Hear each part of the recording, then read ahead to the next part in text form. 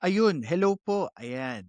Welcome po sa ating mini, live podcast sa ating channel. Again, if you like this video, don't forget to share, like, and subscribe sa ating YouTube channel.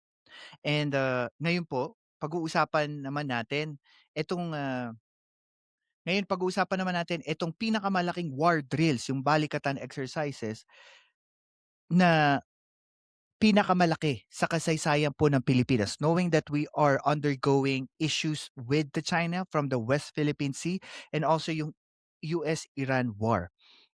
At libo-libo ding mga sundalong involved from the American side and the Philippine side. Meron din pong live fire exercises at tumitinding tensyon, sabi ko nga kanina, against China dito sa West Philippine Sea. Ito po ba ay proteksyon or papalapit na ang gulo? Simulan po natin, kasama po kayo, himay-himayin po natin yung mga issue na ito. At kasi po nagsalita ang Chinese Foreign Ministry at bumanat na rin po si Secretary of Defense Gibo Teodoro about po sa sinabi niya. Magsimula po muna tayo dito. Ang sabi po dito is that ang um, ang Amerika, Pilipinas at Japan po ay nag-launch ng pinakamalaking balikatan exercises ever. Marami po ang nagsasabi that on a safety and security side, ito po ay napakalaki. Kasi po dito natin makikita yung puwersa sa Asian region, and alam po natin that Japan have an issue with China about dito sa isang isla na pinagtatalunan nila together with China, and also us on the West Philippine Sea. And then adding America on the playbook, eh talagang talagang matindi, ika nga. Matindi ito, and I think sabi nga nung iba is, parang sampal ito sa bansang China. Kasi this is showing na parang, Philippines and Japan is not scared with China. Kung meron silang ganong armaments, we also have together with Japan and America.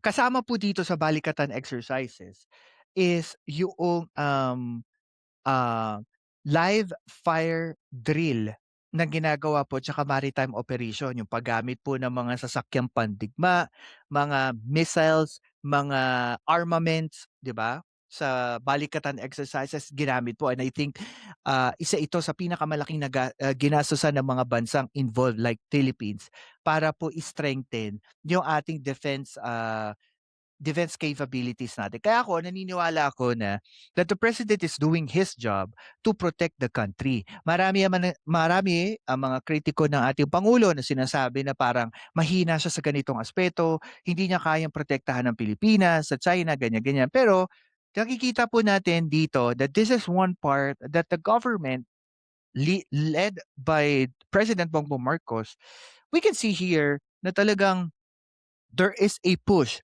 from the government to strengthen our defense capabilities. The only question is this, ngayon ngayon po ba sa panahong ito, tingin niyo po ba may epekto ito sa China?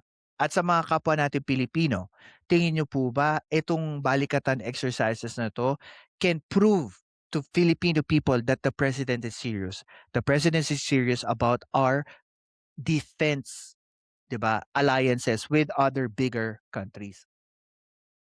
Saan po ito ginagawa? Ito po ay ginagawa sa Taiwan Strait at sa West Philippine Sea. Bakit napakaimportante po ito? Tandaan po natin that Taiwan have a big uh, um, issue with China. 'Di ba nga po napag-uusapan na 'yan sa geopolitics that China is planning to invade Taiwan years ago. Pero hindi lang po natuloy, and there were some issue inside China. At kahit yung mga generals ng China, eh sinasabihan si President Xi na hindi kakayanin ng China to invade Taiwan, knowing that Taiwan is directly connected with United States. And also, sa West Philippine Sea that we all know, hindi lang po ang Pilipinas ang nagke-claim ng mga isla dito. Merong Malaysia, meron ding Indonesia, 'di ba? At Vietnam and other respective countries. Um Kinriticize po ito ng China at ang sinabi po nila dito, under the Chinese Foreign Ministry with the spokesperson Guo Jiakun. Sabi niya dito at m- that military and security cooperation should not come at the expense of mutual understanding and trust or or harm region harm regional peace and stability, and warned against action that could lead to division and confrontation. Um Bakit importante natin mapag-usapan 'to 'no? Kasi sa geopolitics po kasi, yung war on words napakaimportante nating siyasatin ano. Dahil po kung minsan hindi lang natin kailangan pakinggan literal yung mga sinasabi ng isang bansa or like ng China against us. Sometimes we need to go deeper sa mga sinasabi nila at kung titignan po natin dito, it's like a threat, 'di ba? Kasi kung babasahin natin, parang sinasabi niya na magkakaroon ng maaring, confrontation within the countries kung laging magkakaroon ng, military tsaka security cooperation. Pero the question lingers is that, sino ang China para magsalita for our country or for the country of Japan or even from the country of US, 'di ba? If China can do cooperative military exercises with Russia, North Korea, Iran, or Venezuela before, bakit ang Pilipinas hindi niya kaya magkaroon ng military exercises with Japan and United States? And also, ano ang karapatan ng China to say something about a country's right to have a treaty or military or security exercises with other countries na allied tayo, 'di ba? What's your right, 'di ba? At the end, karapatan ng bansa natin to strengthen our security and our national interest na makipag-alliance tayo sa Japan at Amerika kasi alam naman po natin if worst comes to worst, may mangyari po. Siyempre kakailanganin natin ng tulong ng iba't ibang bansa to ally for us, 'di ba? About, about this situation. So importante na i-push natin yung karapatan natin as a country, 'di ba? And then also, um, sabi din ng China that they're warning us na maaari po magkaroon ng regional instability due to foreign forces. Eh, kung totoo 'yun, bakit hindi pa nangyayari? Ang tagal na. We already have, military bases sa Pilipinas, 'di ba? Alam naman po ng China na magmula po nung nakaupo si Pangulong Bongbong Marcos, eh nag-side na tayo with America. So kung totoo man yung sinasabi nilang there might be a possible regional instability, kaysa sabihin nila, 'di gawin nila, then they can try kung kaya nila ang Pilipinas. Sa akin lang, naniniwala ako that Filipinas is getting stronger than ever before because of our alliances with our regional partners and with America. So kung itong mga threat ng China, sabi nga po ni Secretary Gibo Teodoro, 'di ba? Eh try nila, 'di ba? Kasi puro sila banta pero wala naman silang pinapakitang aksyon. And I think that kung nagbabanta ka, knowing na mas malaki kang country, kung nagbabanta ka, 'di ba, dapat kaya mong panindigan 'yan. I'm not talking about na ng China ang Pilipinas, but what I'm saying is, puro sila pananakot sa Pilipinas. Pero alam nila that Philippines is stronger than before. After President Duterte left the presidency, President Bongbong Marcos already, put more budget sa ating defense. Maraming mga barko at helicopter ang dumating na. Mas tumindi yung ating alliances geopolitically sa mga bansa tulad ng Japan, Taiwan, Singapore, at iba pang karatig bansa sa Southeast Asia, plus America. So I really believe that Philippines is stronger than ever before with our security and national defense natin. 'Di ba? Sabi sabi din po ni Secretary, Gibo Teodoro, yung intensyon daw po ng China ay sobrang ano, sinister, ika nga, 'di ba? Um, Sobra daw pong parang, parang, yung banta nila, para bang kailangan daw matakot ang Pilipinas. Alam niyo po, sa totoo lang, ako opinyon ko dito 'no, yung banta ng China sa atin, naniniwala ako that kung talagang may banta at gusto nilang girahin ng Pilipinas, matagal na po nilang ginawa 'yan. Ako naniniwala ako diyan na even si Pangulong Duterte before nakipag-alyansa sa China, kung talagang gustong girahin ng China ang Pilipinas, matagal na nilang ginawa 'yan. Bakit po? Kasi kahit sino naman, alam naman nila yung capability ng Pilipinas. Ako, I believe na kaya sila nagsasalita ng ganyan because I believe that China do not have the capability right now, do not have the capability to make war with Philippines. Not because hindi nila kaya militarily kasi y- or yung gamit yung mga kagamitan nilang pandigma, hindi yon. Ako ang tingin ko po diyan, even inside the politics in China, si President Xi Jinping ay nanganganib sa kanyang puwesto. Kasi lumabas na 'yan, I think January, nung ini-live ko po 'yan, na even his generals are not, supportive of him. Kaya nga po nagkaroon ng purge, tinanggal niya yung parang kanan or kaliwang, tao niya, second in line with him sa PLA, Chinese People Liberation Army. Kasi nga he is against about invasion of, Taiwan kasi hindi kaya ng China, eh. So I think that China is saying this word, pero hindi ako naniniwalang they can do it. And I think, and again, I think uulit-ulitin ko po 'to, I'll stress this out. Philippines is stronger security-wise and, defense-wise. We are stronger than ever before because of our alliances, what the president did, alliances with our closest, allies sa mga malalapit na bansa, karatig bansa natin. I think because of President Bongbong Marcos, mas tumindi ang ating national security. At napansin niyo po ba na pag-uusapan na ngayon, mas matindi na pag-uusapan ngayon ng West Philippine Sea, which is important.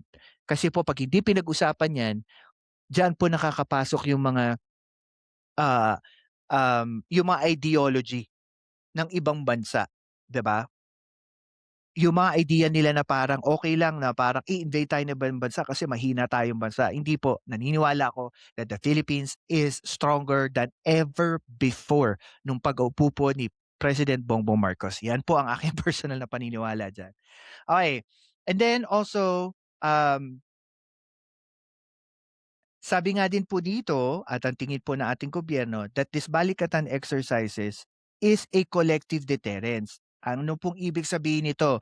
Ipinapakita lang po ng balikatan exercises that the Philippines have the capability and have the strength para tayuan niya yung soberanya at karapatan ng bawat Pilipino kung magkaroon po ng giyera. Kasi kaya natin, kasi meron tayong mga alliances. And dito natin mapapatunayan that even Secretary Gibo Teodoro, hindi siya natatakot kung ano man ang sabihin ng China, 'di ba?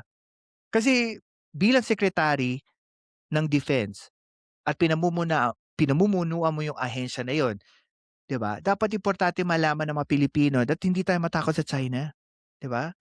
Sino ba sila at the end of the day, 'di ba? At the end of the day, ang importante sa atin as Filipinos, as our country, 'di ba? Our our country, 'di ba? And then, ang sabi niya rin dito, if China reacts strongly, maaari po kasing nakikita natin dito that China is parang nafi-feel nila na threatened sila, 'di ba? Parang nafi-feel nila they are, exposed sa kahinaan nila, oh, 'di ba? Hi, Waylon, that the Philippines will be likely that of Korea, just my humble opinion. North or south po? Kasi dalawa 'yan, eh. Okey, um, well, totoo 'to sinabi, eto nga, sinabi ni, Secretary Gibo na nagpapakita lang that China may feel threatened or baka ma-expose sila sa kahinaan nila. Bakit? Kasi kung hindi ka naman threatened, di ka magsasalita ng ganito, di ba? Balikatan exercises, hindi naman ito against sa China. Balikatan exercises, ang main focus niyan, ang goal niyan, is to strengthen each and everyone's country's defense and security. Kasi 'di ba may alam ang mga Amerikano na hindi naman alam ng Pilipino at Japanese, meron ding alam ang Japanese na hindi alam ng Pilipino at ng Amerikano, the same as the Filipinos, 'di ba? Kaya nga nung I think, nung mga 2000 nung nagkaroon ng balikatan exercises under President Gloria Macapagal Arroyo, ang sabi ng mga Amerikano, ang dami nila natutunan sa mga Pilipino pagdating sa guerrilla warfare. Kasi magaling ang Filipino po talaga sa sa guerrilla warfare, sa mga kagubatan. Yan. Yun yung mga malaki natutunan ng mga Kano. Yan, sa kanila. So, natingin ko diyan, dito lang natin makikita yung takot ng China pagdating sa lumalakas na defense and national security natin at alliances natin sa ibang bansa. O, 'di ba? And also, ah, sinasabi din dito ng Defense, Department na itong mga balikatan exercises are only described as defensive, not offensive. And that's true, 'di ba? Wala namang kung makikita niyo po yung balikatan exercises natin, hindi naman nakasaad doon na ang goal nito ay bukas gerahin natin ang China, 'di ba? O gerahin natin ang Russia. Wala naman po doon, eh. This is only sabihin na nating preparation for any imminent threat kung meron man mangyari in the future na giyera, 'di ba? At least magagamit natin yung mga allies at saka cooperation, mga treaties natin sa ibang bansa na matulungan tayo kapagka kinakailangan. Kaya yun yung sinasabi ng Defense Department sa atin. And also, AFP emphasizes na meron pong soberanya, karapatan at soberanya ang Pilipinas po to ally with our partner countries. Ito man po ay balikatan exercises kasi karapatan karapatan po natin at the end of the day na palakasin ang depensa at ang national interest natin, ang mamayani, kapag ka po pinag-uusapan ng geopolitics. Kasi po alam natin meron tayong kakulangan sa mga kagamitang pandigma at kung kinakailangan po, meron po tayong mga maaasahang bansa na tutulong, mga kaalyado natin na tutulong po sa atin kung kinakailangan natin. Bakit po? Hindi ko sinasabing gegera tayo bukas, pero po kung tayo'y gerahin ng isang malaking bansa like China, alam po natin at panatag po tayo na kahit papaano meron pong tutulong tutulong na dumepensa sa ating bansa, 'di ba? 'Yun naman yung importante sa atin, eh. Wala tayong pakialam kung ano sabihin ng China, eh, kung marami tayong kakulangan pagdating sa mga kagamitang pandigma, eh, siyempre 'di ba, iba pa rin po 'yun na itutulong ng mas malaking bansa sa atin. At the end of the day, hindi po masama maging selfish kung ang pagiging patriotic, 'di ba, pagiging makabansa, pagiging makapilipino ang inuuna natin. Hindi po natin inuuna yung kahinaan ng Pilipinas na hindi tayo kayang lumaban sa China, ang iniisip natin, 'di ba, mas mamamayani sa atin yung pagiging Pilipino, eh. Yun ang pinakaimportante, 'di ba?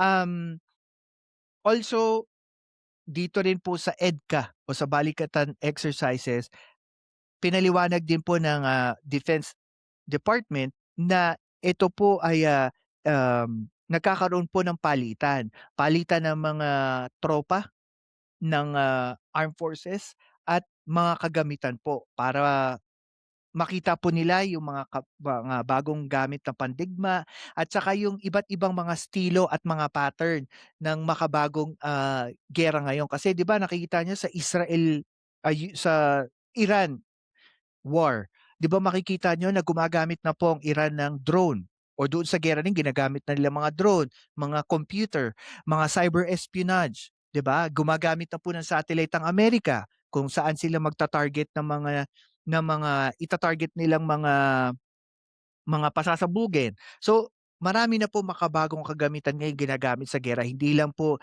yung mga missiles, hindi lang mga barko. So, nagkakaroon din po tayo ng pagkakataon as, Defense Secretary Gibo Teodoro was saying, ng exposure at nagkakaroon tayo ng, experience sa paggamit ng ganito. Kasi in the future, pagka po ang ating bansa'y nakabili ng mga ganitong kagamitan, eh, ano na po tayo, train na tayo sa paggamit ng ganitong mga kagamitan. Ayan, also pinaliwanag din ng Defense, department na ang paggamit po ng mga EDCA bases po ay limited pa rin dahil po may mga issue about sa infrastructure. Kasi um, hindi pa rin po talaga buo yung mga facilities ng EDCA bases natin sa Pilipinas. So meron pa rin po bang upgrade up until now na sa tingin po ng Departamento ng Defense, kailangan pa po i-upgrade. At ang sabi din po ng China dito, dahil nga po do'n sa kanilang recent statement, sinight po nila 3 bagay. Aggressive action daw po ng Pilipinas because of these balikatan exercises, yung increasing military build-up ng Pilipinas at maaring coercive action ng bansa against China. And China was seeing this balikatan exercises as a grave threat to their country. Especially meron tayong issue sa West Philippine Sea. Sa akin naman, that's their prerogative. Bansa nila yun 'di ba? Uunahin nilang protektahan yung bansa nila kaysa yung national interest ng Pilipinas. Kasi sa aking palagay bilang Pilipino, wala akong pakialam kung anong sabihin nila. Kasi wala naman silang pakialam sa Pilipinas, eh. Kasi kung may pakialam sila sa Pilipinas, dapat hindi na ho pinag-aawayan ng West Philippine Sea, 'di ba? Dapat ang sovereign right ng bansang Pilipinas ay hindi ho pinag-uusapan 'yan, hindi pinagdedebate 'yan, atin 'yan. At the end of the day, atin po 'yan. 'Yun lang ang gusto ko sabihin diyan. Um, sa Philippine Coast Guard po, sila po ay sumali din sa balikatan exercises. Tumatayang 500 na personnel from the Philippine Coast Guard. Kasama rin po ang mga ships at response team ang sumali po sa balikatan exercises. Kasi tandaan niyo po, sa atin po, sa ating konstitusyon, ang Philippine Coast Guard po ay hindi under AFP. Ang Philippine Coast Guard po ay under tama ba ako? DILG. Kasi basta hindi it's ano, it's, away from AFP siya. So sinali na po siya sa balikatan exercise and I think this was due to, increasing tension sa West Philippine Sea. Alam mo, papasalamat ako kay spokesperson J. Tariela kasi dahil kay spokesperson J. Tariela talagang na-open up ang publiko sa nangyayari sa West Philippine Sea at ano yung nangyayaring lantarang propaganda against the government and yung pagiging pro-China ng ating mga government official. And I think that's a important thing to be remembered, 'di ba? So okay, ano ba ang focus nitong balikatan exercises? Based on our defense secretary, sabi niya po, one is for disaster response, pangalawa po, maritime awareness, and pangatlo, information sharing. Tandaan niyo po, there are a lot of information out there na hindi po nakakalap ng ating intelligence agency sa Philippines. Kuminsan, ang magandang intelligence po ay nanggagaling sa pagpapalitan ng iba't ibang bansa ng kanilang mga data. Kasi tandaan niyo po, kahit sa cybersecurity, ang data po ay nagpapalit-palit every second. Kung ano yung alam mo today, after few seconds nagpapalit po siya. And I think this is most important dito sa balikatan exercises nila. Kasi po, kahit maliit ang bansa natin, there are intelligence agencies ng ating bansa na ginagamit po ng presidente pagdating sa kanyang pagdedesisyon. And I think, importantly, na kailangan nating mapaigting itong intelligence agency natin. Kasi kapag mas matindi ang, mas matindi ang ating intelligence capability, kumbaga sa chess, we are 1, 2, or 3 steps forward from our enemies, 'di ba? 'Yun lang. 'Di ba? So if you like this video po, if you like this mini podcast, please don't forget to share, like, and subscribe sa ating YouTube channel. And also use your phone to scan our QR code for you to be updated to our daily postings sa iba't iba po nating social media accounts. So, sa rehiyong puno ng tensyon, kahit yung isang balikatan exercises ay may malaking mensahe. Pinapalakas ba nito ang kapayapaan o inililipat tayo sa gulo? Isang bagay ang sigurado, nagbabago ang balanse ng kapangyarihan. Kapangyarihan na nanggagaling sa kung sino ang mas matibay, sino ang mas makapangyarihan, 'di ba? Ngayon po natunghayan po natin that the Philippines, yes, is a small country, pero the Philippines can and if tried ng malalaking bansa like China, alam ng China that Philippines is not weak and that Philippines is stronger than ever before. Thank you po sa inyo lahat. Thank you po sa mga nakinig. Thank you and God first po. Ako si Professor Roland Simbulan at ito ang Philcast, kung saan ang katotohanan ay walang takot na sinasabi. Like, share, and subscribe na.